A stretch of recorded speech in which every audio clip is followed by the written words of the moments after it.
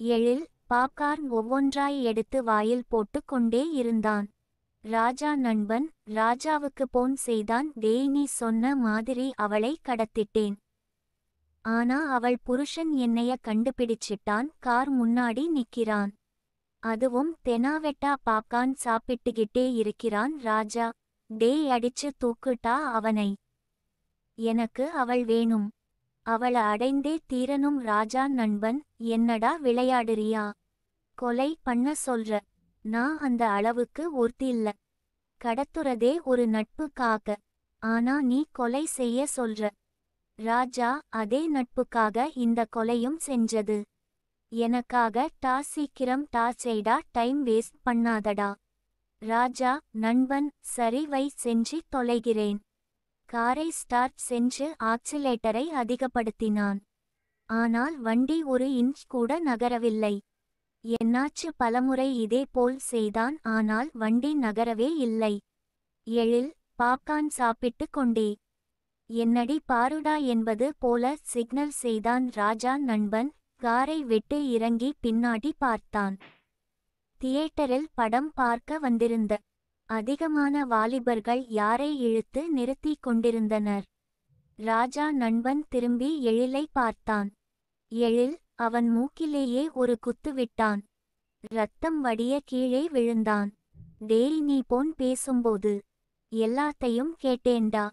Blue colour sorry புருஷன் இடம் மாறிட்டான. அதுவும் என்கிட்ட இருந்தே நீ பேசிக்கிட்டு இருக்க. தியேட்டர்ல வந்திருப்பது ஒரு சில ஜோடி தான். ப்ளூ கலர் சாரி என் பொண்டாட்டி மட்டும்தான் கட்டி இருக்கா. சரி, இவன் ஏதோ பிளான் பண்றான் அப்படின்னு நினைச்சு தாண்டா நான் எந்திரிச்சு வெளியே போனேன். என் பொண்டாட்டிக்கு ஒரு ஆபத்தான. எப்படிடா நான் அவளை தனியா விட்டுட்டு போவேன்? நான் நினைச்ச மாதிரியே எல்லாமே நீ செஞ்ச. இப்ப மாட்டிக்கிட்ட. ஒழுங்கா உண்மையை சொல்லிரு. உன்னையே அனுப்புனது யாரு? ராஜா நண்பன், அப்படி யாரும் என்கிட்ட போன் பேசல. நானே தான் உன் பொண்டாட்டிய பார்க்க அழகா இருக்காளே, தூக்கிட்டு போயிரலாம் நினைச்சேன். வேற பிரண்டுக்கு நான் கூப்பிட்டேன், வாடா ஒரு ஒருத்தி இருக்கா அப்படின்னு. எழில், நீ இப்படி கேட்டா சொல்ல மாட்ட. உன்னைய எப்படி உண்மையை சொல்ல வைக்கணும் எனக்கு தெரியும். அங்கு உள்ளவர்கள், ப்ரோ, இந்த மாதிரி பொம்பள பொறுக்கி எல்லாம் சும்மா விட கூடாது சொல்லிக்கொண்டு அவனை அடியில் நொறுக்கினர். எழில் காரில் பின் சீட்டில் இருந்த ஆர்த்தியை வெளியே இறக்கினான். அவள் மயக்க நிலையிலே இருந்தாள். தனது தோள்பட்டையில் சாய்த்து வைத்திருந்தான். அவள் மயக்கத்தில் தான் இருந்தாள். ஆனால் ராஜாவின் நண்பன் ராஜாவிடம் பேசியது எல்லாம் கேட்டுக்கொண்டுதான் இருந்தாள். ஆனால் எழிலுக்கு ராஜா தான் இதையெல்லாம் செய்தது என தெரியாது. எழில், ரொம்ப நன்றி சார். நீங்களும் தகவல் சொன்னீங்க, அதனாலதான் என் பொண்டாட்டிய சீக்கிரம் காப்பாத்த முடிஞ்சது. அங்கு உள்ளவர்கள், சார், நீங்க வெளிய போன பிறகு இவன் உங்க பொண்டாட்டிக்கு கர்ச்சீப் வச்சு மயக்கம் அடைய வச்சிட்டான். அதுக்கு அப்புறம் ஒரு டிராமா ஒன்று போட்டான் பாருங்க சார். என் தங்கச்சி மயக்கம் போட்டு விழுந்துட்டா. என் மச்சான் வெளியே வர சொல்லுங்க அப்படின்னு. இதுல என்ன ஒரு ட்ரஸ்ட்னா? இவன் மயக்கம் வந்து கலந்து உங்க பொண்டாட்டி முகத்தில் வைக்கும் போது நான் பார்த்துட்டேன். ஆனா அந்த பையனுக்கு தெரியல. எழில், ரொம்ப ரொம்ப தேங்க்ஸ் சார். நீங்களும் தகவல் சொன்னீங்க. இப்போ நீங்க எனக்கு உதவியும் செய்யறீங்க. ரொம்ப நன்றி சார். அங்கே இருப்பவர்கள், சார், ஒரு தப்பு நடக்குன்னா வேடிக்கை பாக்குறது அந்த காலம் சார். இப்போ தப்பு நடக்குன்னா நிறைய பேர் வேடிக்கை பார்க்க மாட்டாங்க சார். அவர்களால் முடிந்த உதவியை கண்டிப்பா செய்வாங்க சார். யார் எப்படியோ சார், நான் கண்டிப்பா உதவி செய்வேன் சார். ராஜாவின் நண்பனே போலீசிடம் குடித்து கொடுத்தனர். எழில், சார், இவனை அடிச்சு விசாரிங்க. என் பொண்டாட்டிய கடத்த பார்த்து இருக்கான். இவனுக்கு ஆர்டர் போட்டது யாருன்னு தெரியணும். போலீஸ், சார், எங்களுக்கு தெரியும் சார். நாங்க என்ன செய்யணும்? நீங்க எங்களுக்கு ஆர்டர் போடாதீங்க. எழில், சார், நான் ஒரு கம்பெனியின் பெயர் சொன்னான. அந்த கம்பெனியில மேனேஜரா இருக்கேன் சார். எங்க ஜிஎம் ஓட பிரிண்ட் தான் இந்த மாவட்ட எஸ்பி. எஸ்பிஐ எனக்கும் தெரியும், நான் கால் பண்ணி எல்லாம் விவரத்தையும் சொல்றேன். அவங்க சொன்னா நீங்க கேப்பீங்களா? அவங்க உங்களுக்கு ஆர்டர் போடலாம். இல்ல போலீஸ் சார் நீங்க யாருன்னு தெரியாம நாங்க பேசிட்டோம் சார். கவலைப்படாதீங்க சார், இவன அனுப்புனது யாருன்னு நீ 1 மணி நேரத்துல உங்களுக்கு தகவல் வரும் சார். நீங்க உங்க பொண்டாட்டிய கூட்டிட்டு வீட்டுக்கு போங்க சார். ஒரு கம்ப்ளைண்ட் மட்டும் எழுதி கொடுத்துட்டு போங்க சார். இன்டர்வெல் அப்புறம் படம் பார்க்காமல் ஆர்த்தியும் எழிலும் வீட்டிற்கு வந்தனர். ஆர்த்தி, ஏங்க எனக்கு ஏங்க ஒரு மாதிரி தலை வலிக்கிற மாதிரியே இருக்கு. அவளுக்கு என்ன நடந்தது என்று அவளுக்கு தெரியும். இருந்தாலும் அதையே கேட்டு கணவனை கஷ்டப்படுத்த விரும்பவில்லை. எழில், தலை வலிக்க சரிப்படுமா? நான் போய் டேப்லெட் எடுத்துட்டு வரேன்னு என்று சென்றான். ஆர்த்தி, கடவுள் எனக்கு எப்பேர் மட்டும் தங்கமான புருஷனை கொடுத்திருக்கிறார். என் மேல எவ்வளவு பாசமா இருக்காரு. எனக்காக சண்டை எல்லாம் போட்டாரு. கடவுளே என்னைக்கும் என்னைய இவர்கிட்ட இருந்து பிரிச்சிராத. இவர் வேண்டிக் கொண்டிருக்கும்போது எழில் மாத்திரையுடன் வந்தான். எழில், என்ன ஏதோ வேண்டுதல் மாதிரி தெரியுது. அதெல்லாம் ஒன்னும் இல்ல, சும்மாதான். எதையும் வெளிப்படுத்தவில்லை. முதலில் தைலம் எடுத்து அவள் நெத்தியில் தடவி விட்டு மாத்திரை போட்டு அவளை தூங்க வைத்தான். அவள் படுத்து தான் கிடந்தால் கண் மூடவில்லை. எழில் அவளுடைய கால்களை எடுத்து தன் மடியில் வைத்து கால்களுக்கு சொடக்கு போட்டு கொண்டிருந்தான். ஆர்த்தி, ஐயோ விடுங்க, ஏன் கால் எல்லாமே போட்டுக்கிட்டு. எழில், இதே மாதிரி எனக்கு ஏதாவது வந்தால் நீ இனிமே பண்ணி விட செய்வியா மாட்டியா? ஆர்த்தி, பொண்டாட்டி புருஷன் காலுக்கு பிடிச்சு விடலாம். ஆனா புருஷன் பொண்டாட்டி காலை பிடிக்க கூடாதுங்க. எழில், கோர்ட்ல சட்டம் போட்டு இருக்காங்களா?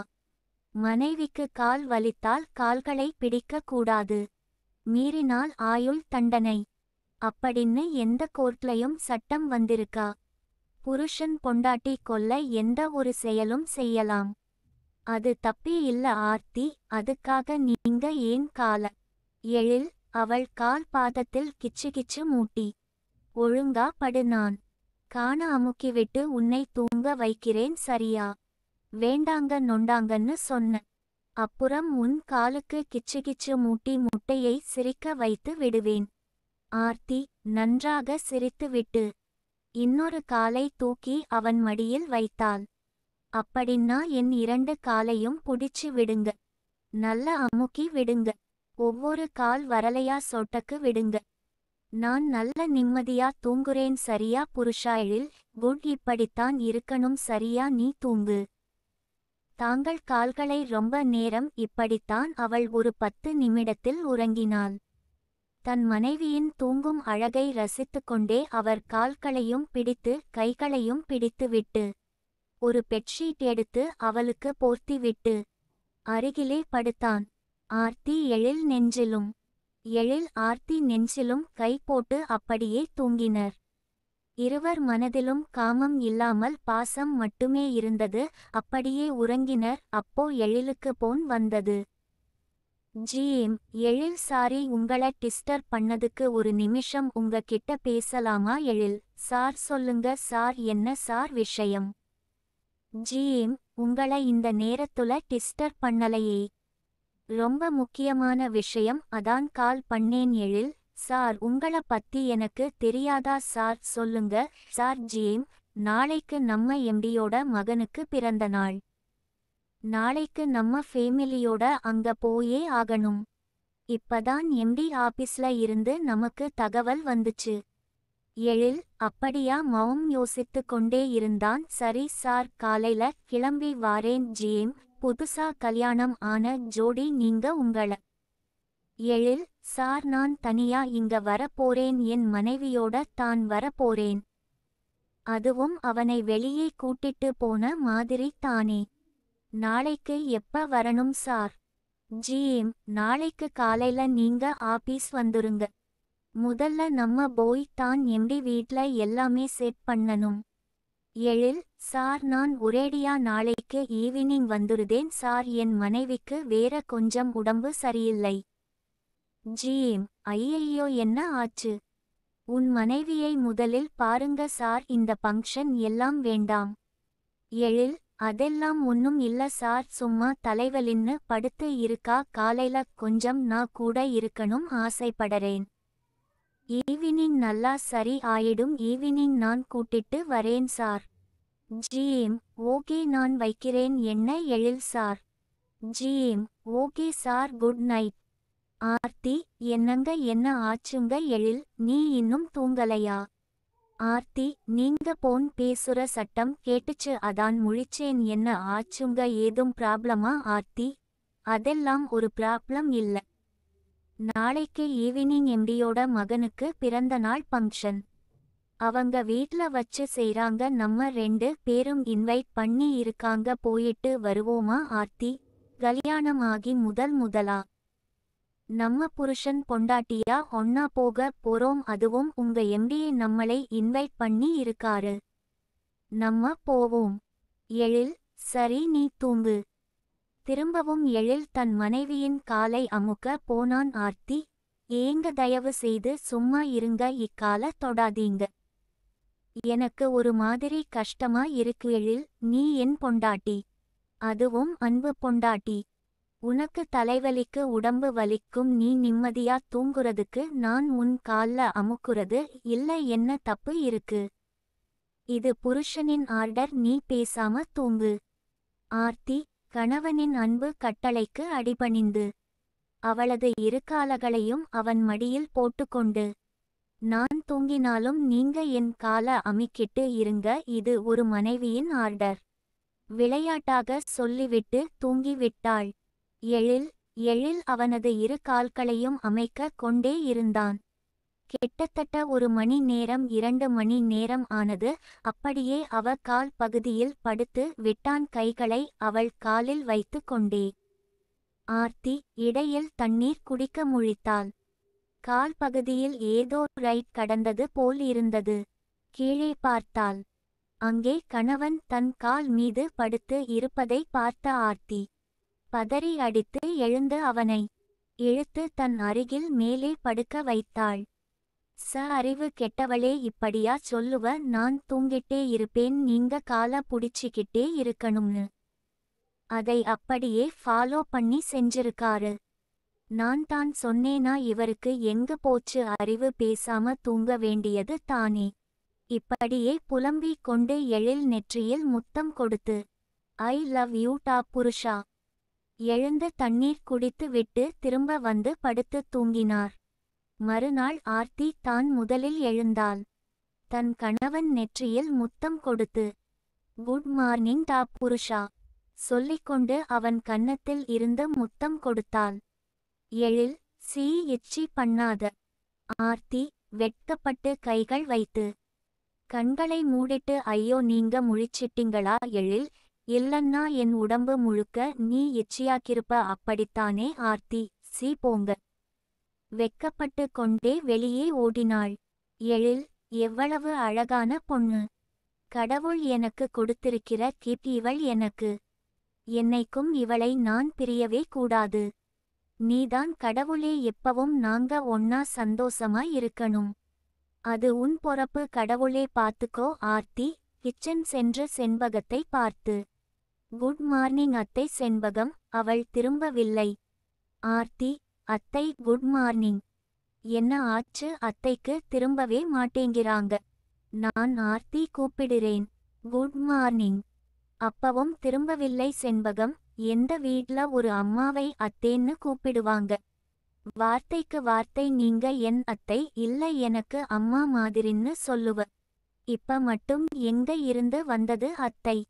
ஆர்த்தி. இப்போதான் ஆர்த்திக்கு ஞாபகமே வந்தது.